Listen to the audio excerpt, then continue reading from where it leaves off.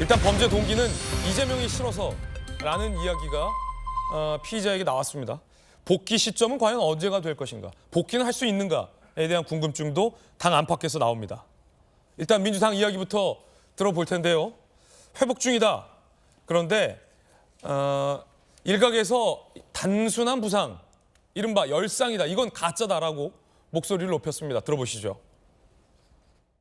먼저 환자의 부상 정도에 대해 설명드리겠습니다. 일각에서 목 부위 1cm 열상이라고 보도되고 있는데 이는 명백한 가짜 뉴스입니다. 피하 지방 및 근육층을 모두 관통해서 내경 정맥의 9mm 이상의 깊은 상처, 즉 자상이 확인되었습니다. 환자는 회복하고 있으나 당분간 절대적 안정이 필요한 상황입니다.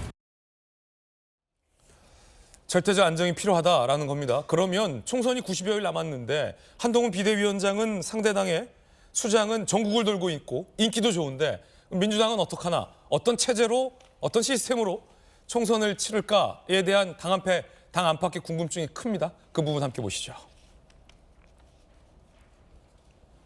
병상정치라는 얘기가 나옵니다. 조정식 사무총장은 총선이 얼마 안 남았는데 총선 준비 관련 당무는 차질이 없도록 진행될 수 있다. 이 대표 없이도 차질 없다. 대변인은 권한대행 체제는 검토하고 있지 않다. 이런 얘기도 나왔습니다.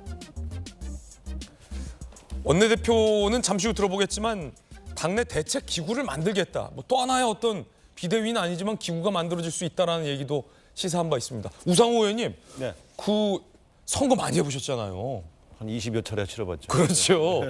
선거가 97일, 96일 이렇게 카운트다운이 되고 있는 이 시점에 총선을 지휘할 당대표가 없다. 네. 그럼 어떻게 되는 거죠? 아무래도 주요 결정은 좀 미뤄질 수밖에 없는데요. 예. 다행히 이제 그 총선 앞두고 1월 달, 그러니까 총선이 4월이면 1월 달은 보통 실무 준비를 합니다. 그래서 공천과 관련한 여러 가지 실무 준비들을 하죠. 그렇기 때문에 그 실무 준비가 끝난 다음부터 주요 결정들이 이루어지기 때문에 네. 지금은 사실 큰 차질을 빚을 정도의 혼란은 없다 이렇게 보면 될 것 같아요. 그래서 너무 장기화되면 사실 좀 당이 여러 가지 총선 체제를 만드는데 어려움이 있습니다만 저희가 공천관리위원장님도 지금 지명을 해놨고 그리고 여러 가지 실무 준비를 하고 있기 때문에 제가 볼 때는 뭐 실무 준비엔 큰 차질은 없다. 그러나 너무 대표의 부재가 길어지면 예. 그때부터는 좀 어려움이 있다. 그래서 저희가 예상하기로는 한 2주일 정도 후에는 복귀하셔야 되지 않나. 아무리 늦어도. 근데 만약 그때까지도 예. 정상적인 신체 회복이 어렵다 그러면 그때는 사실 여러 가지 대책을 세워야 됩니다. 그렇죠. 2주. 네, 한 2주일 정도는 지금 체제로 가도 네. 큰 지장은 없을 것입니다. 만약입니다만 부상당한 부위가 아무래도 목 부위고 아슬아슬하게 동맥은 피었다 하더라도 아찔한 상황이잖아요. 네네. 2주 안에 복귀가 어렵다면 어떻게 되나요, 그러면? 그렇게 되면은 이제 대표의 의중이 중요하겠습니다만은 보통 과거의 관례로 보면 원내 대표를 대행으로 세우든가 예. 아니면 다른 대행 체제를 만들어서 가는 방법이 있고요. 아니면 선대위를 조기 발족시켜서 그 선대위가 지도부가 할 수 있는 주요 역할을 대행하는 경우도 있는데 지금으로서는 대표의 회복 속도를 좀 봐야 될 것 같고요. 그렇군요. 한 2주 이내에만 만약에 퇴원하실 수 있으면 새로운 지도 체제를 정비할 필요는 없다 이렇게 봅니다. 그렇군요. 당 안팎에서 김희정 의원님, 네. 당장 이재명 대표가 개항을 해 또 출마할 건지 네. 아니면 부출마를 할 건지 아니면 비례로 나갈 건지에 대해서 정리가 안 돼 있어요. 네. 당 안팎에서 친명, 비명, 개파에 따라 요구하는 바도 다르고 네. 험지에 나가라, 불출마해라, 비례로 나가라, 개항을 해 나가라 되게 많잖아요. 네. 근데 건강 상태 여부에 따라서 사실 이재명 대표 본인의 다음 총선 출마 여부도 살짝 불투명할 수 있다. 뭐 이런 우려가 당 안팎에서 나오는데 어떻게 보십니까? 사실 그 부분은 이번 사건과 상관없이도 빨리 정리가 안 된 부분이었다고 봅니다.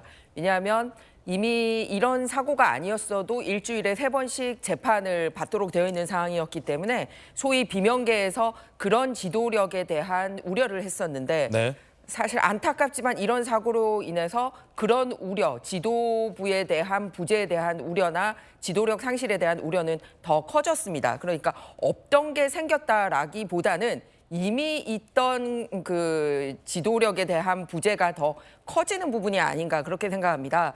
특히 상대적으로 비교해서 한동훈 비대위원장 같은 경우는 비대위원장 취임 이후 본인의 거취에 대해서 가장 빠르고 명확하게 정리를 한 바가 있습니다. 네. 그런데 이재명 대표님 같은 경우는 어쨌든 옛날 지역구로 가는 건지 새 지역구로 가는 건지 아니면 또 뭐가 있는지 이런 거를 정리를 안 했고요.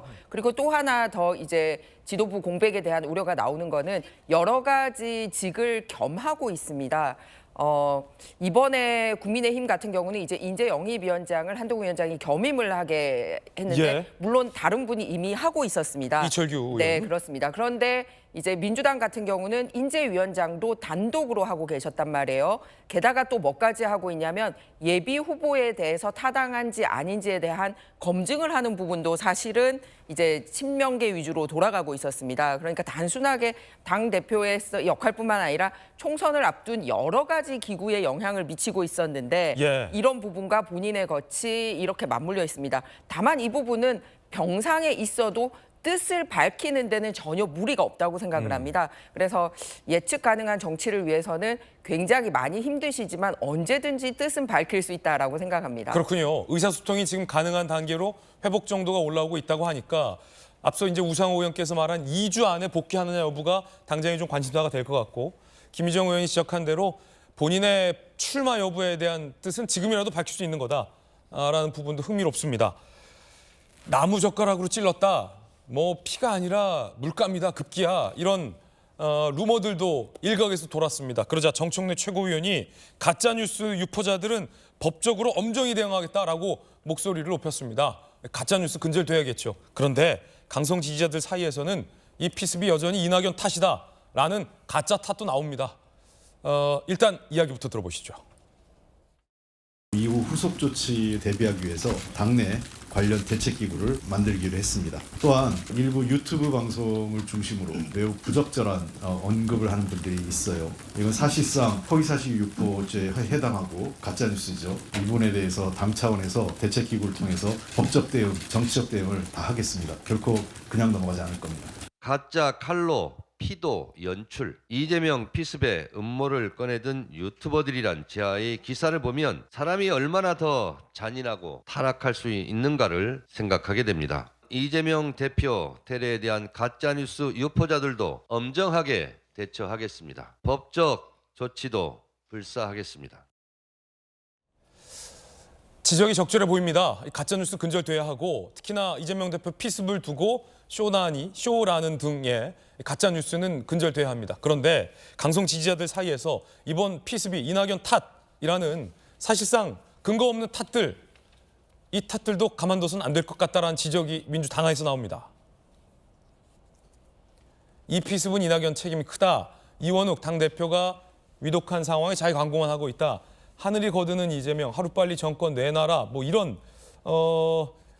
얘기들도 나옵니다. 윤석열 탓, 이낙연 탓, 한동훈 탓들이 나오고 있는데 성취훈 정책 부의장님, 그 이번 피습이 이낙연 탓이다. 강성 지지들 사이에서 이 이낙연 전 대표 탓이 또 나와요. 왜냐하면 또 안민석 의원 같은 경우는 이번 피습으로 중대한 변곡점이 만들어졌고 이낙연 전 대표는 이제 창당 못할 거다라는 얘기도 나와서 논란이 됐잖아요.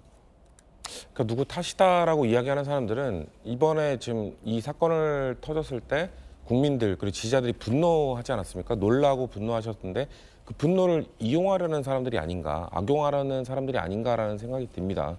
저는 근데 이런 문화가 단순히 이 사건을 계기로 뭐 촉발된 게 아니라 지금 한국 정치 전반에 2023년에 작년에 한 해 동안 퍼져 있던 것이 아닌가. 증오의 정치, 상대방에 대해서 의견이 다른 사람에 대해서 혐오하고 증오하고 그 사람은 마치 뭐 없어져도 될 것처럼 이야기하는 그런 정치 문화가 한국 정치 전반에 퍼져 있던 것이 가장 큰 문제다. 예. 사실 그래서 오늘 저는 그런 정치를 이끄셨던 분들이 저는 여야 가릴 것 없습니다.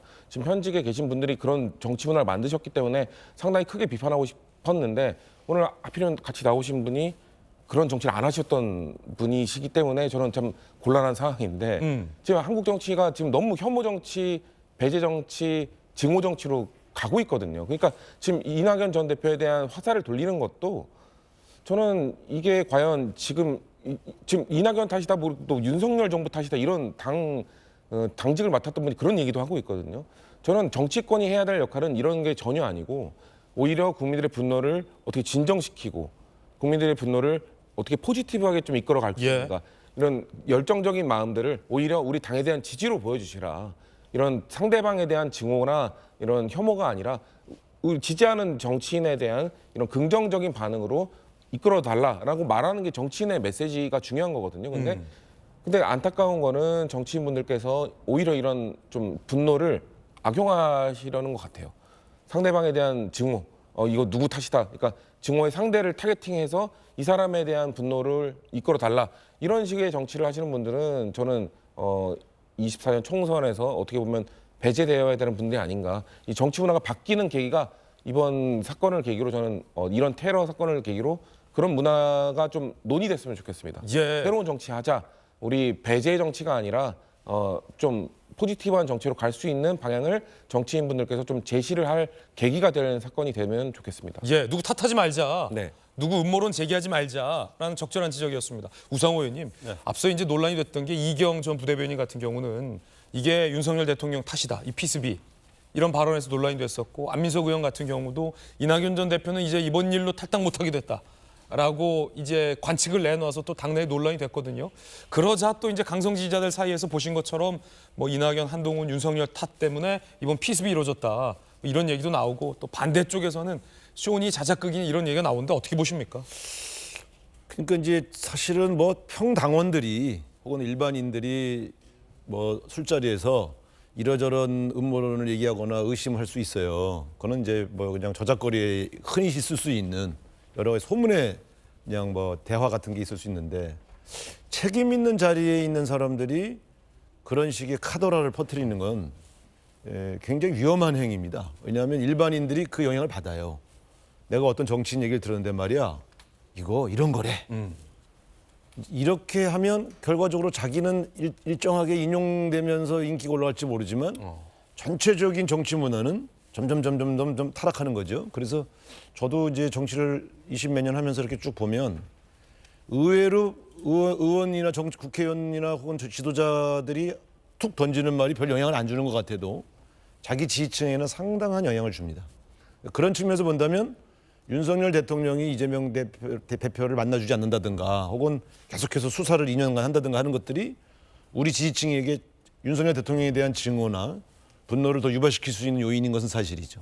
또 마찬가지로 우리 측의 강성 그 지지층이나 우리 국회의원들이 윤석열 대통령이나 혹은 한동훈 법무장관 지금 비대위원장에 대한 여러 가지 그 억측들을 늘어놓으면 또 그것이 또 상대방 지지층이 왜 이런 식으로 우리 지도자를 대하나 이렇게 또 분노할 수 있는 거죠. 이런 것들이 굉장히 위험한 이 결과를 만들어낸다 점에서 조심할 필요가 있는데요. 가령 이번에 이재명 대표가 피습당한 거랑 이낙연 대표의 신당이 무슨 상관이 있습니까?